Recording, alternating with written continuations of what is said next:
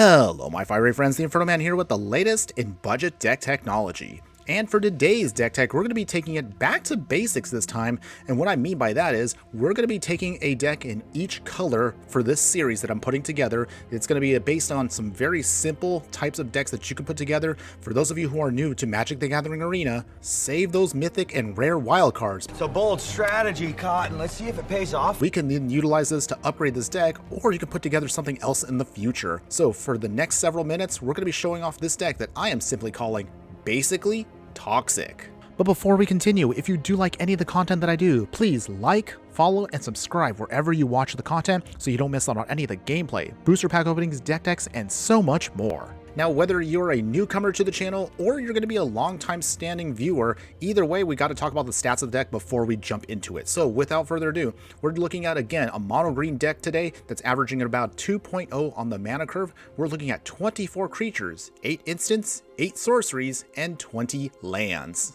Actually, the way this video kind of came to me was we actually put together a couple of years ago, way back when we began doing this whole channel, when I began doing some basic videos. I already put together a series of very basic deck decks that don't require any rares or mythics, but those decks are technically outdated at this point. So I figured we're going to throw together some brand new decks out there that refresh these ideas of no rares and no mythics, one in each color, just to get you going on how you can start your Magic Arena journey. I'm going to put something together for you that's actually a lot more consistent, very easy to understand, and is also very fun, and also has many ways of upgrading to become even more powerful and better than what you were starting with. But before we get there, let's talk about again what this deck is trying to do.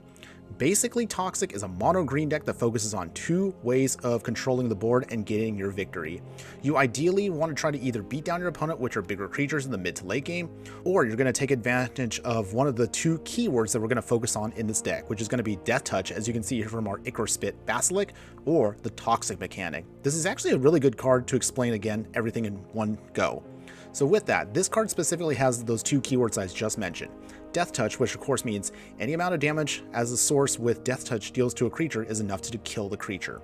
The other option is going to be poison counters. If a player has 10 or more poison counters, they will lose the game. So poison counters are also a great way to ensure that even if we can't do a beatdown plan against our opponent, we still have an alternate win con in our pocket. So with that, let's actually talk about those key creatures first before we go over the support. So in the 1-drop slot, you have Gnarlwood Dryad, which is Death Touch 1/1 with Delirium. Delirium basically just means the card will get pumped up a little bit more if there are 4 or more card types among cards in our graveyard. Not something we're going to focus on too much in this deck, we just really care about the Death Touch mechanic. Narhan Renegade is a 1/2 elf warrior. It also has Death Touch and the Revolt mechanic, meaning it will come into the battlefield with a +1/+1 counter on it if a permanent we control left the battlefield. It's not going to be something we really focus on this deck, but it is just a sweet bonus for us to have.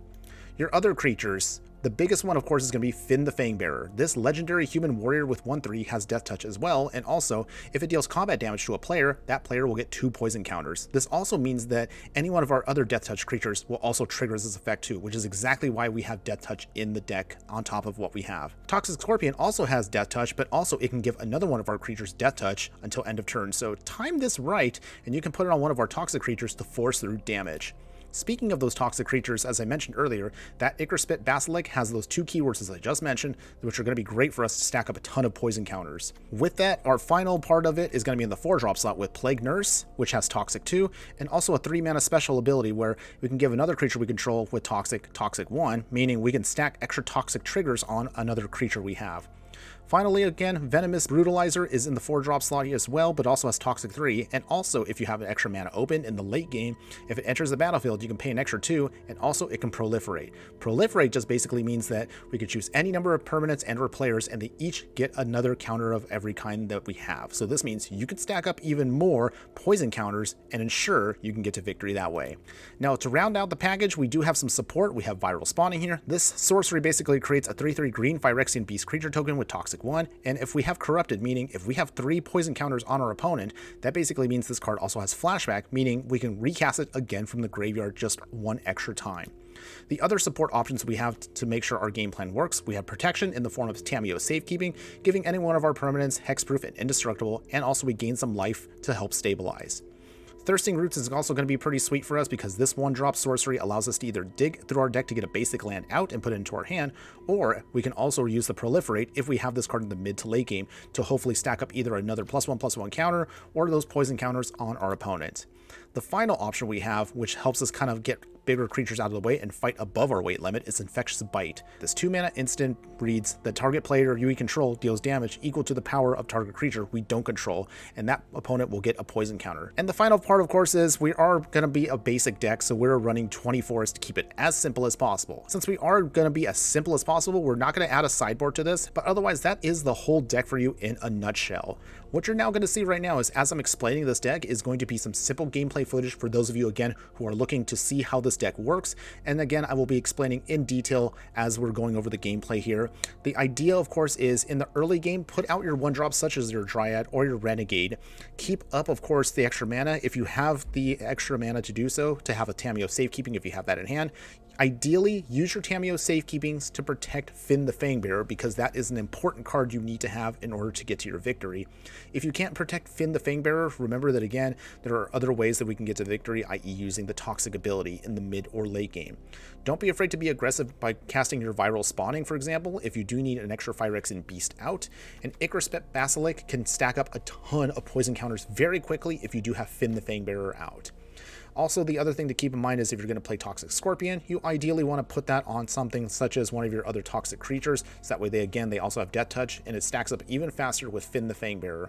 Remember that again, with Infectious Bite, the way that card works, even if one of our creatures have only 1 power, as long as they have Death Touch, such as our early game threats, Infectious Bite again will destroy that creature instantly as long as they don't have Indestructible, which can be very powerful for us and very effective. The final thing I also want to mention is for those late game cards, your Plague Nurse and your Venomous Brutalizer. Both of them, of course, will require extra mana for you to use them effectively. Remember that this deck wants you to be aggressive, so this is a great deck if you're a person that likes to play aggro.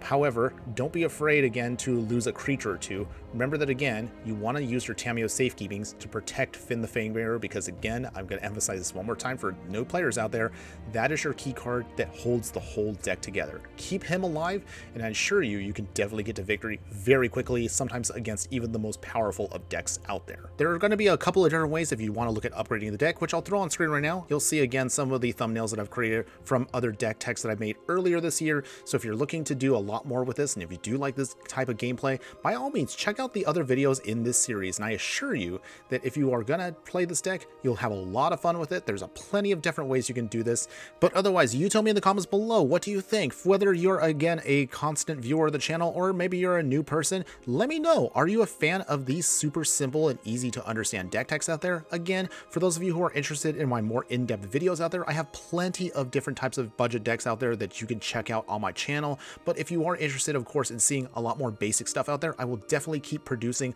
more short form content that are very simple deck techs that are easy to digest. But again, I'll only do it if you guys are fascinated to see more. So again, leave your comment below however you want to see this. We can even do sometimes even dual color decks if you're interested in seeing this little mini series of basic, no rare, no mythic decks out there. However, my only other final thing I want to leave you with is whoever you are, whether you're a veteran viewer of the channel or you're a new player out there, if you are a fan of this Death Touch mechanic, if you're a fan of the Toxic mechanic, if you like alternate win cons but also like to still play a balanced deck that can go between being defensive or super aggressive, by all means give basically Toxic a try. And I assure you, when you have fun with this deck, you'll definitely want to upgrade this deck. You'll see that there's a lot of potential from what this gameplay can do, and you will definitely have fun when you get your wins in and not be disappointed. That's all I have for you today. Thanks again for watching, everyone, and just remember that no matter what you do play in the game of life, always be sure to burn bright.